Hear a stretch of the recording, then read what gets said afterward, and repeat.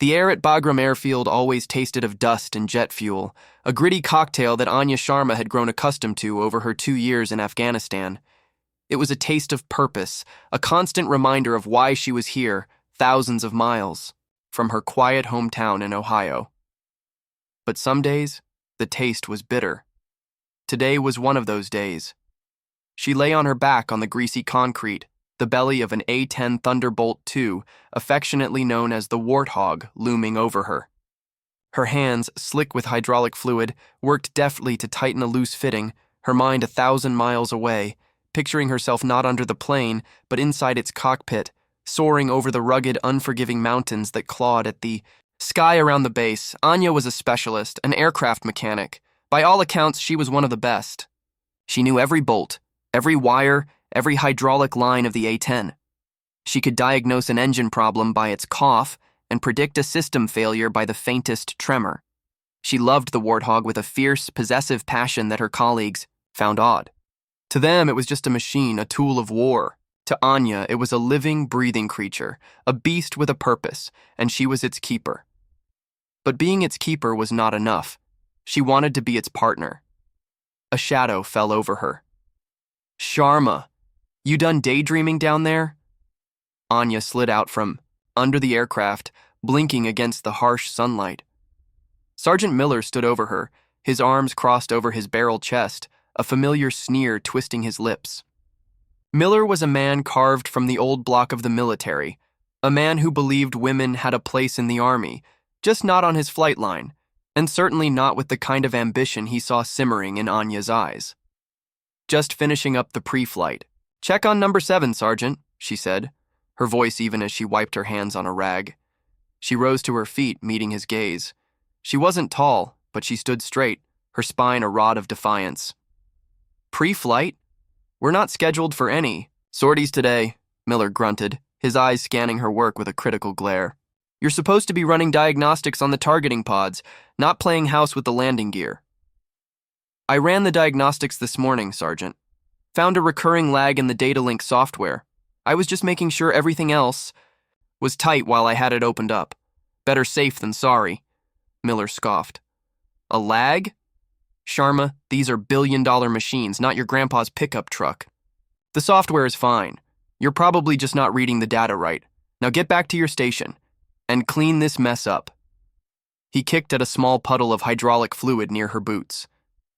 Anya's jaw tightened, but she simply nodded. "Yes, Sergeant." Arguing was pointless. Miller saw what he wanted to see. A young woman who was out of her depth, a box ticker who didn't understand the real-world implications of their work. He refused to acknowledge the countless hours she spent after her shifts, poring over technical manuals, studying avionics schematics, and, in the privacy of her small bunk, running flight simulations on a powerful laptop she had built herself. She had logged over 2,000 hours in a hyper-realistic A-10 simulator, learning its quirks, mastering its weapon systems, feeling the virtual rush of a gun run. She had scored higher than most active-duty pilots on the simulation's combat scenarios. But in the real world, she was just a mechanic, a grease monkey, as Miller liked to call her. Later that day, the energy on the base shifted. A pair of dusty, heavily armed transport helicopters thundered onto the tarmac, rotors whipping the ever-present dust into a frenzy. The doors slid open and out stepped a team of men who moved with a quiet, lethal grace. They were ghosts, legends, whispered about in the chow hall. SEAL Team 6. They were here for a high-stakes mission, a direct action raid on a high-value target deep in the Hindu Kush Mountains. Anya watched from the hangar door as they strode past, their faces grim, their gear a testament to the deadly seriousness of their profession. Their leader, a tall, broad-shouldered man with ice-blue eyes and a calm authority that seemed to radiate from him, paused to speak with the base commander, Colonel Hayes. This was Lieutenant Commander Thorne, a man whose reputation preceded him. He was known for his tactical brilliance and for never leaving a man behind. As the SEALs prepped their gear, Anya returned to the diagnostics station, the nagging feeling about the targeting software gnawing at her. She ran the tests again, this time digging deeper, bypassing the standard protocols and entering a series of commands she had learned from an old, retired engineers forum online. The system fought her for a moment, then a wall of code scrolled down the screen. And there it was. Not just a lag. It was a critical flaw, a tiny, almost imperceptible error in the code that could cause a catastrophic failure in the targeting pod's communication with the cockpit display during high-G maneuvers. In the heat of combat, a pilot might think their weapons were locked on target, but the system could be aiming somewhere else entirely. The margin of error was small, but in a close air support mission, small margins got people killed. Her blood ran cold. The SEALs were going into a hornet's nest. They would be relying on the A-10s for air cover if things went south.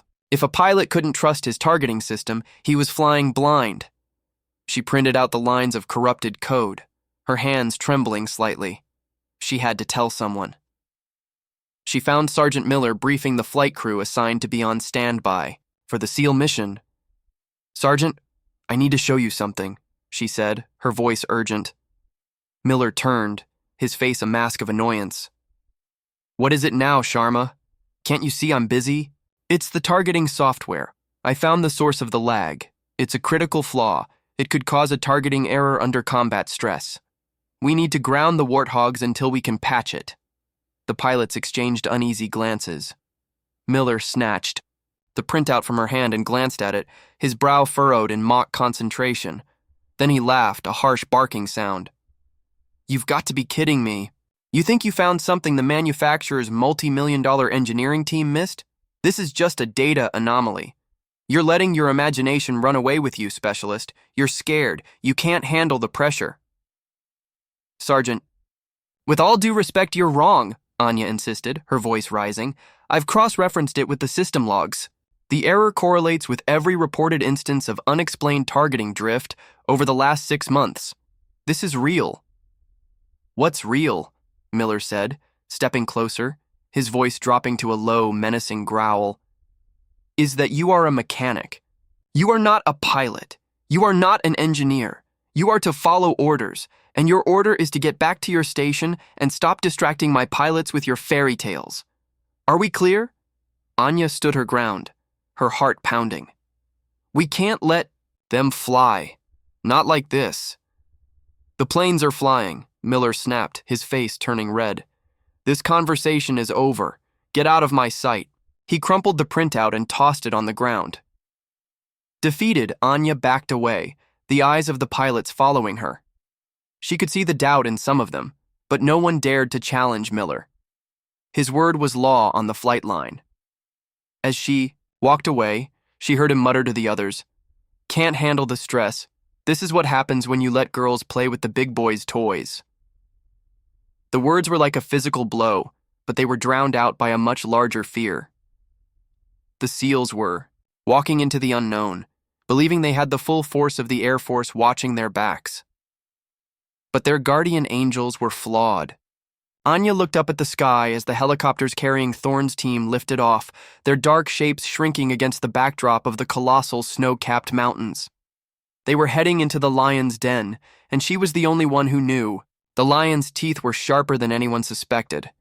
She looked down at the crumpled ball of paper on the tarmac, then back at the departing helicopters. Miller wouldn't listen. The pilots were being fed a lie. There was only one thing she could do, a choice that could end her career in an instant. She had to go over Miller's head. But as she turned towards the command building, a new, more terrifying thought struck her. What if no one else would listen, either?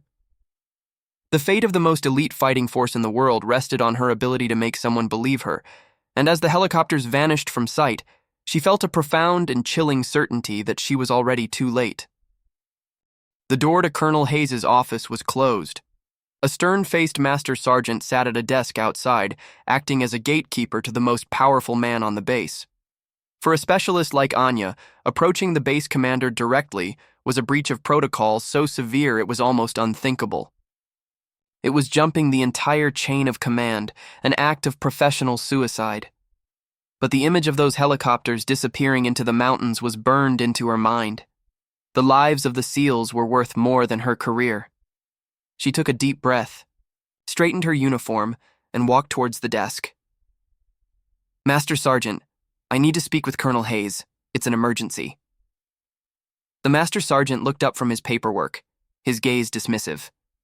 He didn't know Anya personally, but he knew her rank. Specialists didn't have emergencies that required a full-bird colonel's immediate attention.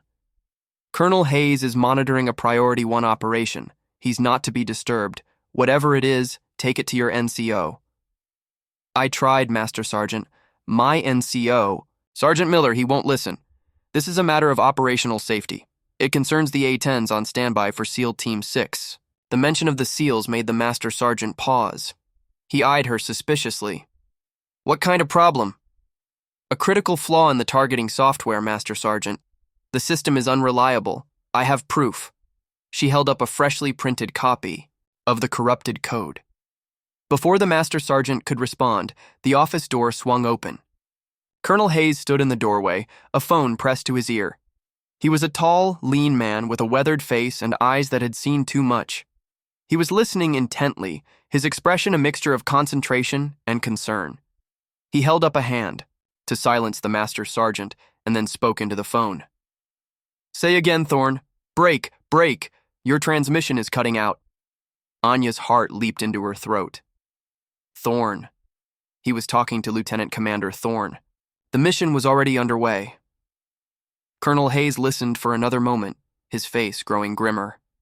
"Understood. Keep your heads down. Air support is on standby. Hayes out."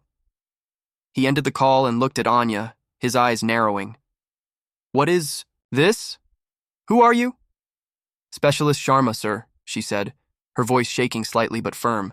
"I'm an A-10 mechanic. Sir, I have an urgent report about the Warthog's targeting systems. They are not combat ready." Just then, Sergeant Miller came storming down the hallway. "There you are, Sharma! What in the hell do you think you're doing?" He saw the colonel and froze, his face paling. "Sir, I apologize. I was just coming to retrieve my specialist. She's been overwrought today. A little stressed." "Is that so?"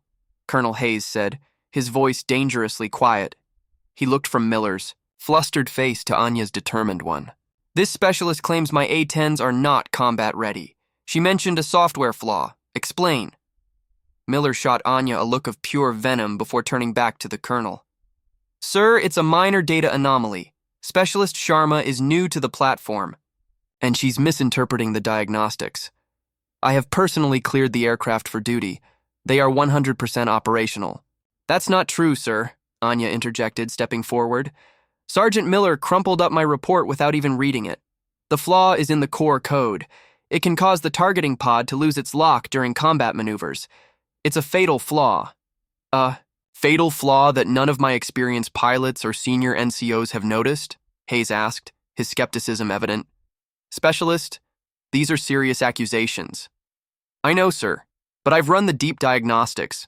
The standard checks don't catch it. It's hidden, but it's there. Please, sir, just let me show you the data." "Sir, I can handle this," Miller insisted, trying to regain control. "I'll have Sharma confined to barracks for insubordination and causing a disruption during a critical operation." The phone on the Master Sergeant's desk buzzed. He answered. It listened for a second, and then his face went ashen. "Colonel, it's the command center. We've lost contact with Team 6. A wave of cold dread washed over the room. Colonel Hayes snatched the phone. "What do you mean lost contact?" He listened, his knuckles turning white as he gripped the receiver. "A massive ambush? Heavy machine guns? RPGs?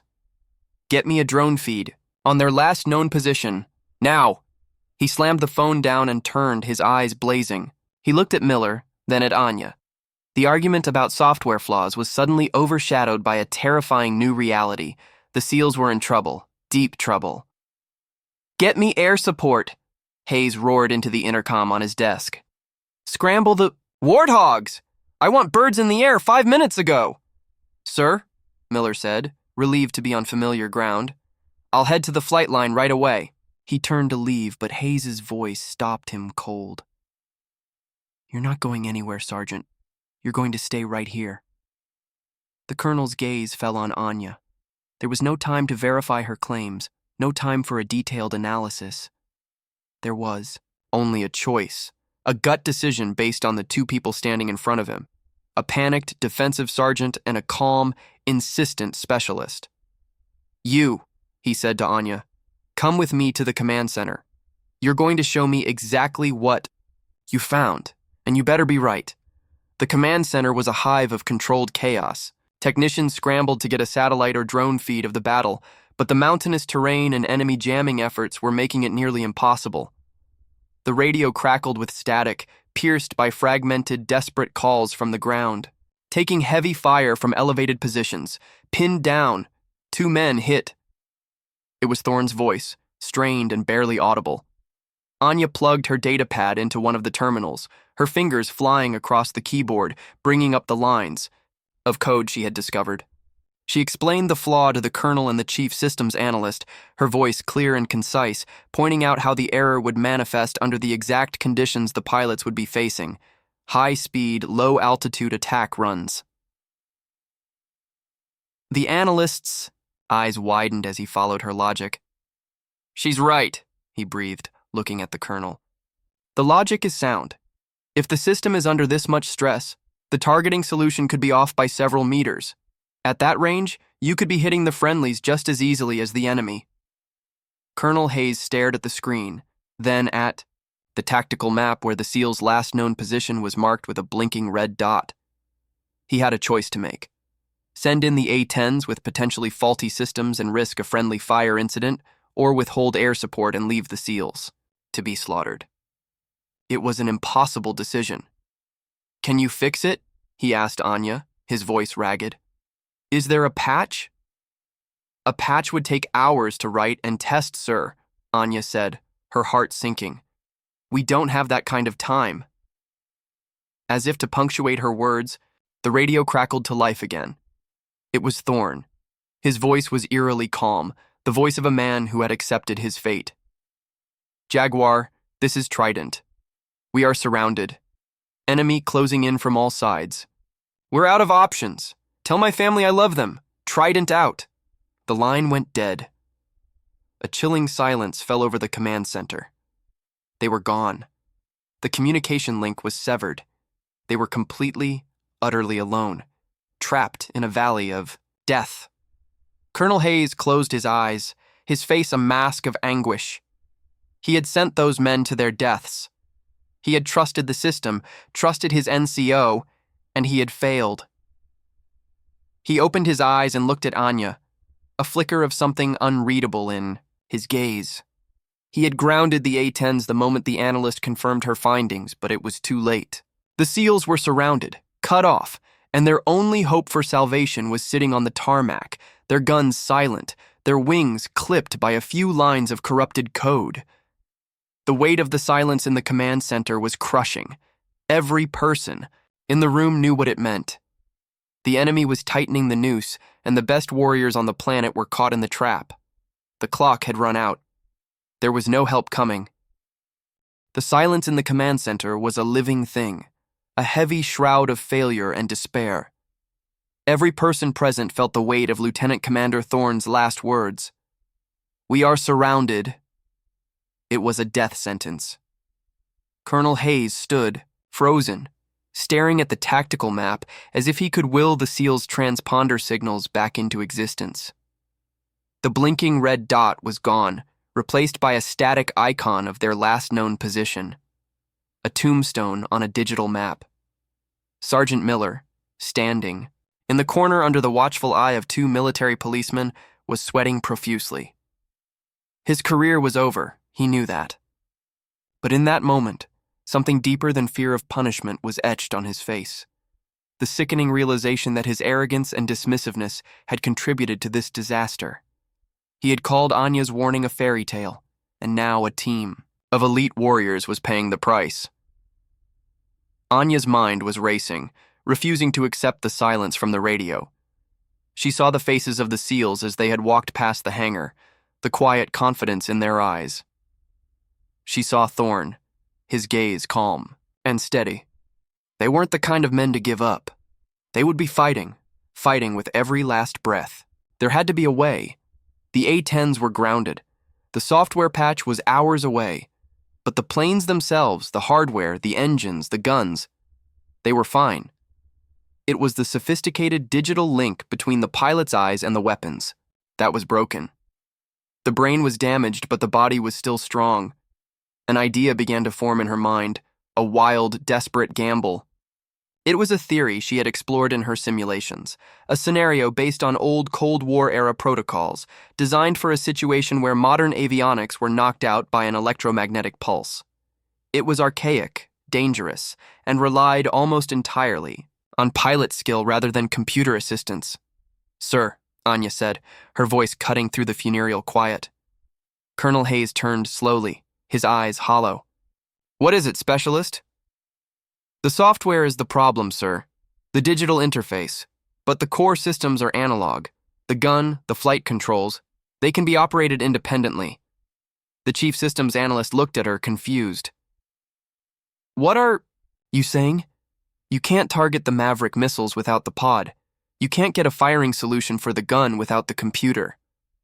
"You can," Anya countered, her confidence growing as she spoke. "The old way, manual targeting. The A-10 has a backup system, a degraded mode. Pilots used to train for it. They called it Kentucky windage. You use the naked eye, the targeting reticle in the heads-up display, and an intuitive understanding of the aircraft's ballistics. It's not precise enough for surgical strikes, but for close air support against a massed enemy, for putting rounds on a hillside, it can work." "That's insane," the analyst said. "The risk of friendly fire would be astronomical. No pilot on this base has trained for that in 20 years. It's a lost art." "I have," Anya said quietly.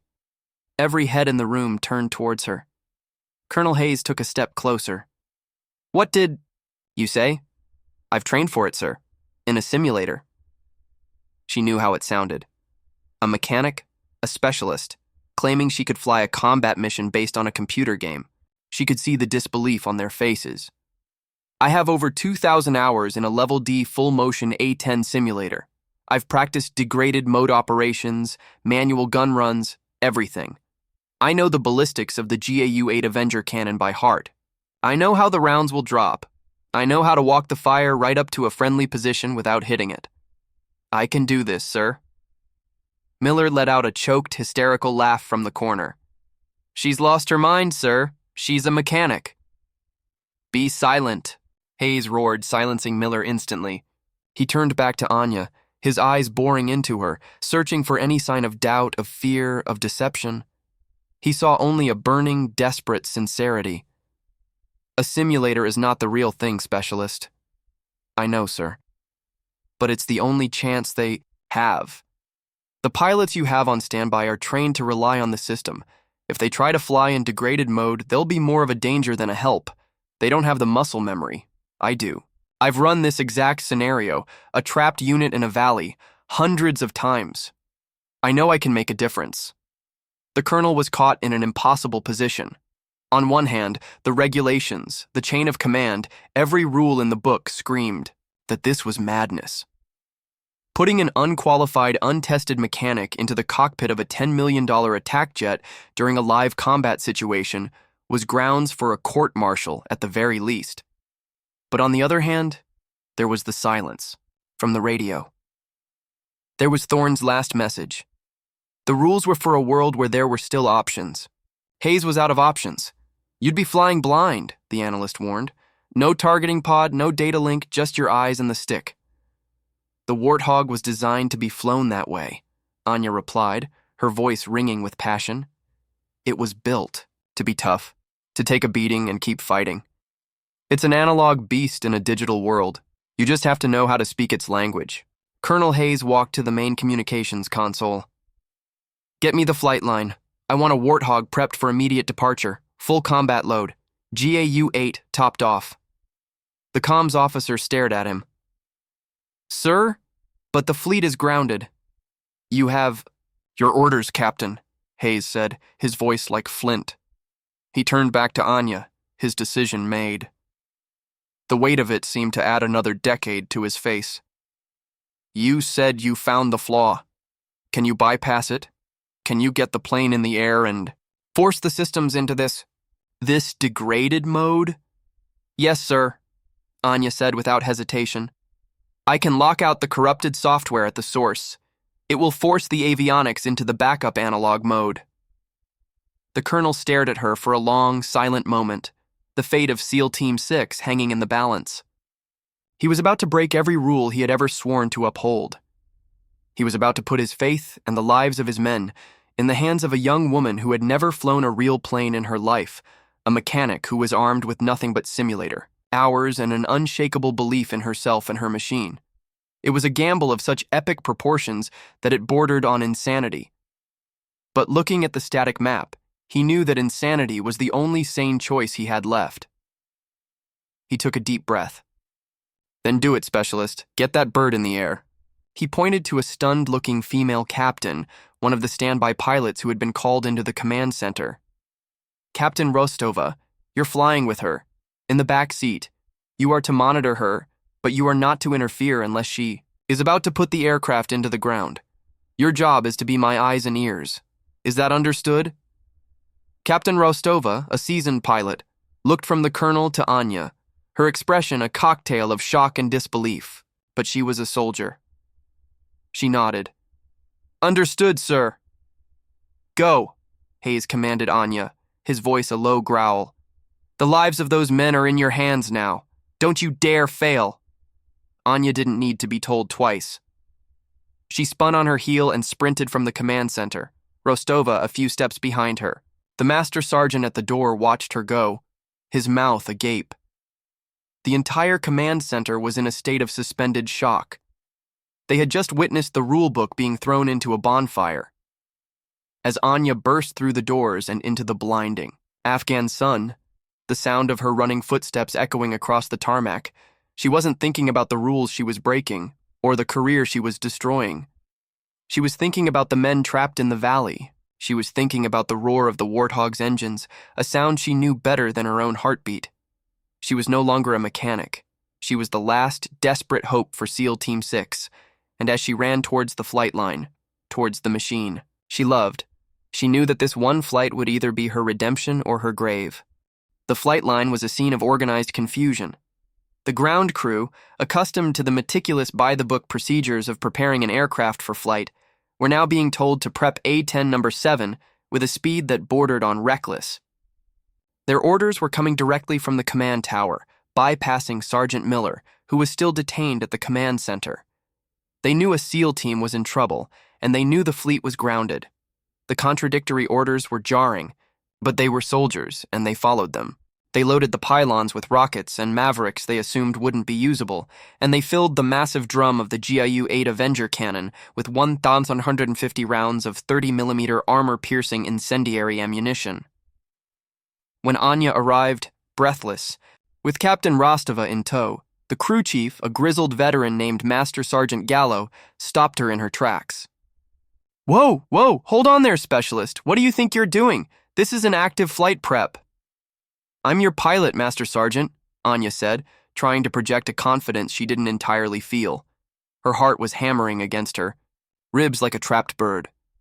Gallo stared at her, then at Captain Rostova, who gave a slight, almost imperceptible nod. Gallo's face registered a deep, profound confusion, but he was too old a hand to argue when an officer was present. My pilot? You're a mechanic. Not today, Anya said, grabbing a helmet from the rack.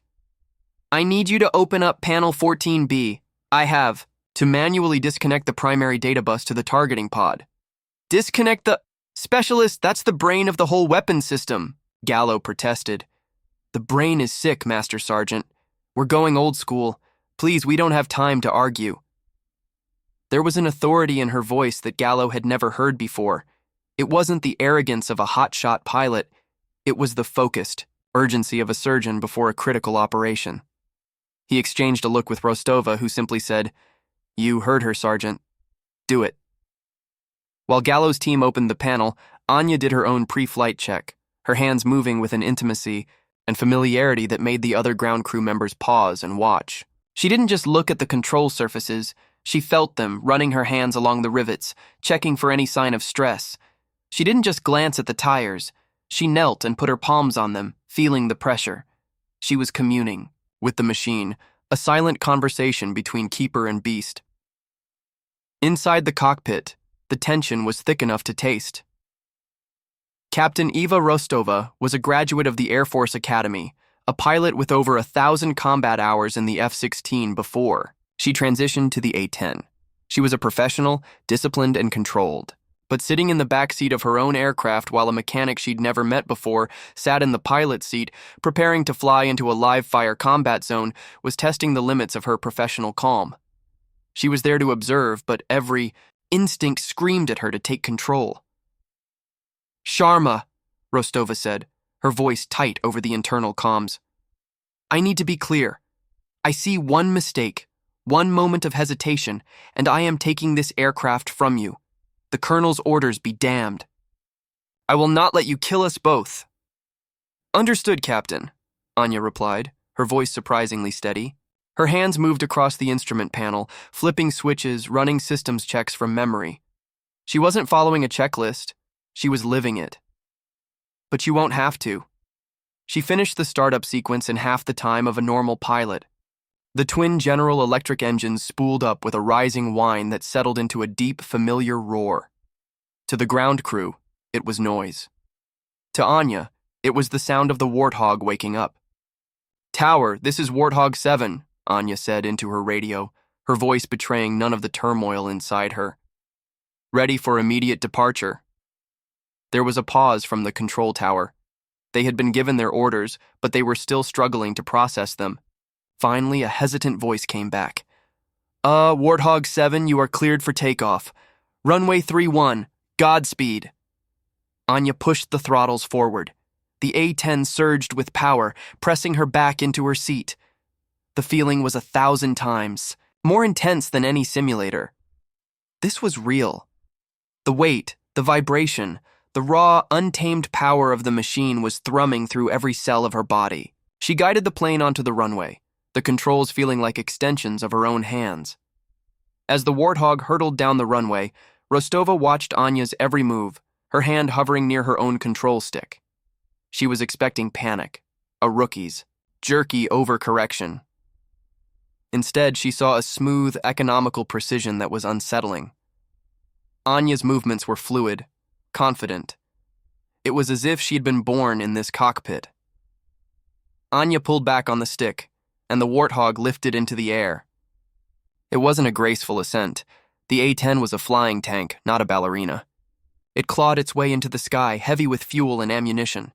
As soon as they were airborne, the sky around them erupted. The enemy, anticipating air support, had moved anti-aircraft assets into the surrounding hills. Tracers from heavy machine. Guns stitched the air around them, and the dark puff of an exploding anti-aircraft shell blossomed a few hundred yards off their wing.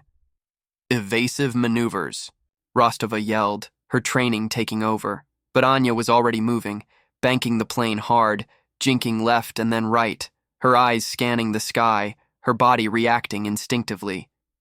She wasn't just flying the plane, she was dancing with it, a deadly high-stakes ballet. She flew low, using the terrain for cover, the mountains that were a death trap for the SEALs becoming her shield. The flight to the target area was a harrowing 10 minutes of weaving through valleys and cresting ridges with enemy fire chasing them the entire way. Rostova, a combat veteran, found her own heart pounding. The girl was good. No, she was better than good. She was unnaturally gifted. She flew with an instinct that couldn't be taught, a feel for the air and the machine that was pure talent. A sliver of respect began to break through Rostova's rigid skepticism. "Approaching the last known position," Anya announced, her voice calm, focused. She eased the Warthog up over a high ridge, and the valley opened up below them, and then they saw it. The scene below was a vision from hell. The SEALs, what was left of them, were making their last stand on a small, rocky knoll in the center of the valley. They were completely surrounded, hopelessly outnumbered. Hundreds of enemy fighters were swarming up the slopes of the knoll, a human tide about to crash over the small band of warriors. Muzzle flashes from the SEALs' position were sporadic, their ammunition clearly running low. The flashes of RPGs and heavy machine guns from the enemy were constant, a storm of fire and death. Over the radio, they heard a voice ragged and distorted by static, but unmistakable. It was Thorn. He wasn't talking to them. He was talking to his men. "It's been an honor serving with you all," he was saying, the sound of his rifle firing punctuating his words. "Give 'em hell to the last man." It was a farewell, a final stand. They had arrived in the final seconds of the battle. Below them, the enemy surged forward for the final assault, a wave of bodies about to extinguish the last flicker of resistance on the knoll. Anya looked at the carnage, at the overwhelming odds, at the friends she had never met who were about to die. Her warthog, call sign Warthog 7, was here. But as she looked at the chaotic swirl of the fight, the enemy and the SEALs locked. In a desperate close-quarters struggle, she felt a cold knot of dread tighten in her stomach. How could she possibly open fire without hitting the very men she had come to save? The scene below was pure chaos, a maelstrom of smoke, fire, and movement. For a pilot trained on digital precision, it would have been an impossible shot. The risk of fratricide was not just high, it was a certainty. But Anya wasn't a normal pilot, and her systems were anything but precise. She had only her eyes, her instincts, and the most powerful airborne cannon ever built. "Warthog 7 to Trident," she said into the radio, her voice cutting through the static. "I am overhead. Pop smoke on your position. I need to know where you are." "Green smoke." There was a pause, a moment of stunned silence from the ground. Then Thorn's voice laced with disbelief. "Warthog, we were told air was a no-go. Who is this?" "This is your guardian angel, Trident. Now pop green smoke, or I can't help you." A moment later, a plume of thick, emerald green smoke billowed up from the center of the knoll. It was the only spot of color in a landscape of brown rock and gray cordite. It was Anya's target. Or rather, it was the one place she absolutely could not shoot. "Okay, Captain," Anya said to Rostova, her voice a low, focused hum. "Hold on." She rolled the A-10 onto its side, pulling the stick back into a steep, gut-wrenching dive. The ground rushed up to meet them, the G-forces squeezing them into their seats. Rostova gritted her teeth, her training fighting against the sheer, perceived recklessness of the maneuver. They were diving almost vertically into a valley saturated with enemy fire. "Talk to me, Trident," Anya commanded over the radio, her eyes locked on the battlefield below. "Where is the heaviest concentration of enemy?" "Everywhere," came the ragged reply from Thorn. "They're on the west slope. They're about to breach our perimeter." Anya didn't need a targeting computer. She had the green smoke. She had Thorn's voice. She lined up her heads-up display, placing the simple analog crosshair not on the enemy, but on a point on the ground 50 yards west of the smoke. She accounted for her speed, her angle of attack, the wind. The calculations happened in her mind in a fraction of a second, a result of thousands of hours of simulated practice. Her thumb moved to the trigger on her control stick. "Warthog is in. Going hot." She squeezed the trigger. The world was consumed by a sound unlike any other. It wasn't an explosion. It was a roar, a visceral, terrifying brrrrt that seemed to tear the fabric of the air itself. The entire aircraft shuddered as the 7-barreled GAU-8 Avenger cannon unleashed hell. In the space of 2 seconds, over 130mm rounds, each the size of a beer bottle, slammed into the mountainside. The rounds didn't just hit, they exploded, turning rock into dust and flesh into red mist. A line of fire and destruction, 30 feet wide, walked up the western slope of the knoll, stopping just short of the SEAL's position with an almost surgical precision. The enemy fighters, who had been moments from overrunning the perimeter, simply ceased to exist. Anya pulled out of the dive, the A-10 groaning in protest. She banked hard, enemy tracers zipping past her canopy like angry hornets. "Holy," Rostova breathed from the back seat, her voice filled with awe. She had seen gun runs before, but she had never seen anything like that. It wasn't a barrage, it was a brushstroke painted with a cannon. "Status, Trident?" Anya asked, her voice still impossibly calm as she jinked to avoid an RPG. Jesus Christ. Thorne's voice was shaky, filled with a raw, primal shock. You cut them in half. They're falling back on the west, but they're pushing hard from the north now. There's a heavy machine gun nest on that ridge. I see it, Anya said. She had already spotted the rhythmic flashes from a rocky outcropping overlooking the knoll. She rolled the plane in the opposite direction, coming in from a new angle, keeping the enemy gunners guessing. This time, she didn't use the cannon. She selected a pair of high-explosive rockets. With no targeting pod, she had to aim them the same way, with her eyes and the reticle.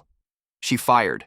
2 rockets streaked from the wings, trailing smoke, and slammed directly into the machine gun nest. The ridge erupted in a ball of fire and rock, silencing the gun permanently. Down on the ground, the SEALs, who had been preparing to die, were now on their feet, firing with renewed vigor. Hope, a commodity that had been extinct just moments before, was now surging through their veins. They watched the gray, ugly airplane dance through the sky above them, a brutal and beautiful angel of death. It moved with a ferocity and precision that was breathtaking, anticipating the enemy's moves, striking with overwhelming force, then disappearing behind a ridge only to reappear from a new direction. Anya worked in a deadly rhythm. A gun run to decimate a flanking maneuver, a rocket strike to take out a mortar position, another blistering brrrrt to clear a path for the SEALs to redistribute their defenses.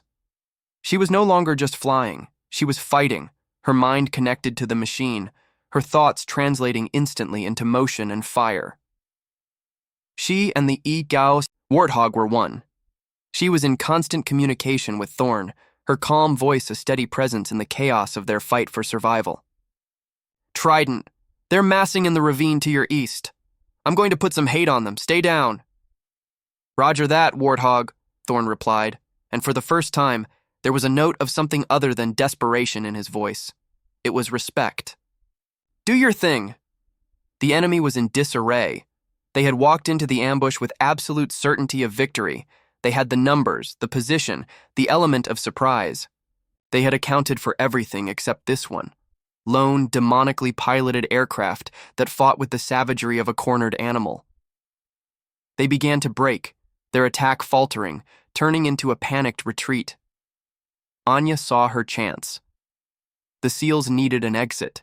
A small clearing on the far side of the valley was their only viable extraction point, but a large group of retreating enemy fighters was heading right for it, preparing to set up a final ambush. Trident, I'm clearing a path for you to the LZ, Anya said. Get your men ready to move. She lined up for one final gun run, the longest and most dangerous one yet.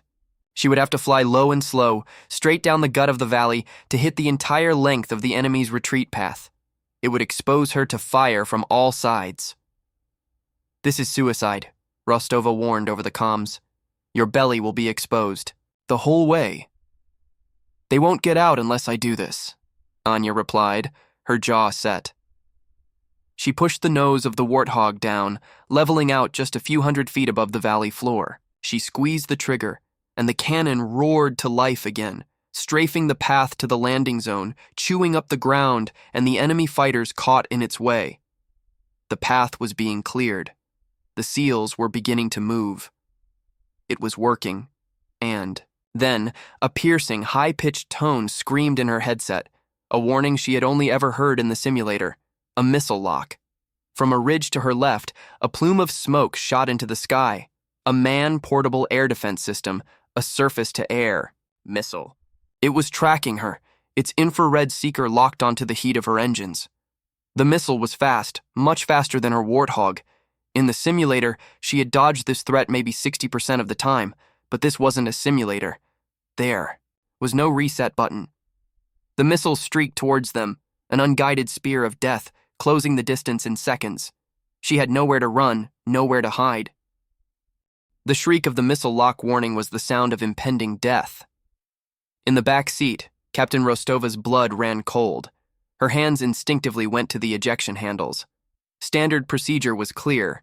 In the face of an unavoidable missile, strike at low altitude, eject. Punch out, Rostova yelled, her voice strained with urgency. But Anya's hands stayed on the control stick. Ejecting meant losing the plane, Losing the plane meant the gun run stopped. If the gun run stopped, the enemy would regroup and the SEALs' escape route would vanish. They would be trapped again, their brief glimmer of hope extinguished. She had not come this far to fail.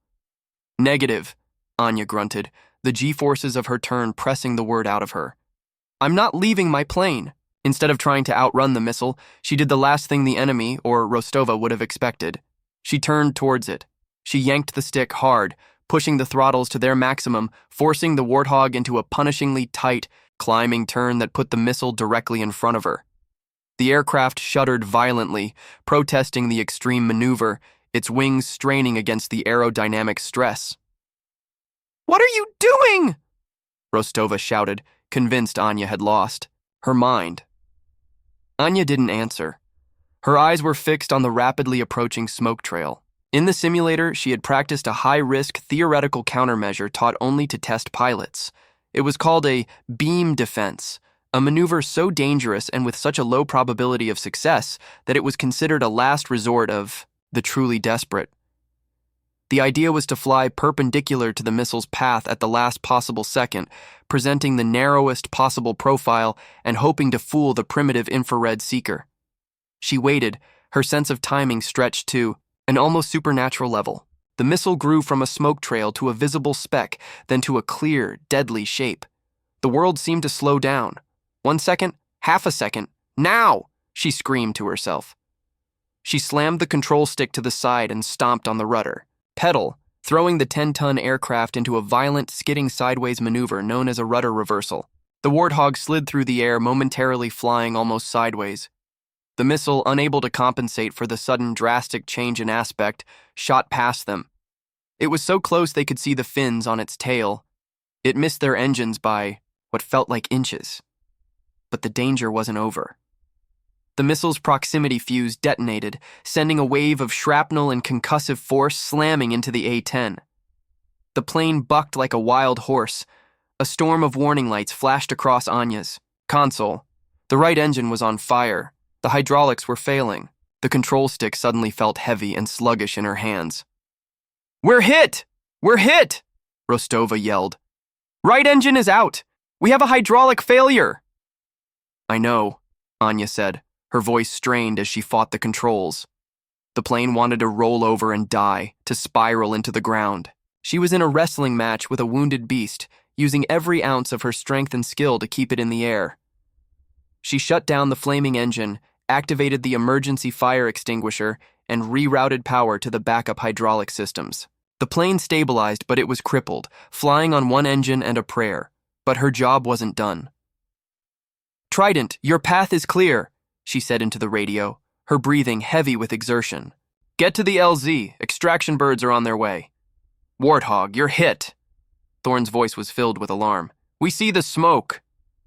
"Just a scratch," Anya lied, her arms aching as she kept the damaged plane level. "Now get your people out of there. That's an order." She circled high above the valley, a wounded hawk watching over her charges. She watched as the SEALs scrambled to the landing zone. She watched as the extraction helicopters, which had been holding at a safe distance, swooped in. She stayed, on station, a visible, defiant threat, until the last SEAL was on board and the helicopters were lifting away, carrying the men she had saved back to safety. Only then did she turn her crippled Warthog for home. The flight back to Bagram was the longest 20 minutes of Anya's life. Every noise, every vibration, sent a jolt of fear through her. She was losing hydraulic pressure, and the plane was becoming harder and harder to control. Rostova, in the back, was quiet, talking her through the emergency procedures with a newfound respect in her voice, but they both knew that the final, most dangerous part was yet to come. Landing. As she approached the airfield, she could see the runway lined with fire trucks and emergency vehicles. The entire base was holding its breath. She lowered the landing gear using the emergency manual system. 3 green lights, a small miracle. She lined up with the runway, her approach, wobbly and uncertain. Without full hydraulics, she had to fight the controls every inch of the way. She touched down hard, the tires screaming in protest. The plane veered violently to the right, towards the edge of the runway. Anya stomped on the left rudder pedal, with all her might, correcting the skid. her muscles screaming. The warthog fishtailed, but she held it, wrestling it back into a straight line until it finally, blessedly, rolled to a stop. Silence. The roar of the wind was replaced by the ticking of cooling metal and the distant wail of sirens. She had done it. She was alive. She was home. Anya slumped in her seat, every muscle in her body trembling with exhaustion and adrenaline. She took off her helmet, her hair plastered to her forehead with sweat. Captain Rostova was the first one, out of the plane, and when the ground crew opened Anya's canopy, Rostova was looking up at her, her face a mixture of awe and disbelief. I have never seen flying like that in my life, Rostova said, her voice barely a whisper. Anya just nodded, too tired to speak. As they helped her down from the cockpit, she saw a crowd had gathered. Ground crew, pilots, even the base command, staff. And at the front of the crowd stood Colonel Hayes. Beside him, looking pale and shaken, was Sergeant Miller. As Anya's boots touched the tarmac, a sound started. It began with one person, then another, then spread through the crowd. Applause. The entire flight line was applauding her. These men, the same men who had dismissed her, mocked her, and underestimated her, were now looking at her with a reverence usually reserved for heroes. But Anya barely noticed them. Her eyes were on a group of men disembarking from the just-landed helicopters. They were dirty, bruised, and exhausted, but they were alive. SEAL Team 6. Lieutenant Commander Thorne walked straight through the crowd, his ice-blue eyes fixed on Anya. He stopped in front of her, the formidable SEAL leader looking at the young mechanic who had saved his entire team. He didn't say a word. He simply raised his hand and gave her a slow, deliberate salute. Anya, her body aching and her mind numb, slowly raised her own hand and returned it. Colonel Hayes stepped forward, his face grim but his eyes shining with pride. He looked at Anya, then turned his gaze to Sergeant Miller. "Sergeant," he said, his voice cold as steel, "you are relieved of your duties. You'll be on the next transport plane back to the States to face a full inquiry." Miller just nodded, his face ashen, unable to meet Anya's eyes. Hayes then looked back at Anya. "Specialist Sharma," he said, his voice booming across the now silent tarmac. "That was the single greatest display of skill, courage, and insubordination I have ever had the honor to witness. Your report for flight school has already been filed. Your Medal of Valor recommendation will be on my desk by morning." Anya looked from the colonel to Thorne, to the faces in the crowd, and finally, back to the battered, smoking, but still defiant A-10 Warthog that had carried her through the gates of hell and back. She had been its keeper, its mechanic. But in the fire of combat, she had become something more. She had become its soul. She had been insulted, mocked, and underestimated, but she had proven them all wrong. She wasn't just a girl who played with the big boys' toys. She was a warrior who had earned her place in the sky, not with words or ambition, but with an act of impossible bravery that would become the stuff of legend.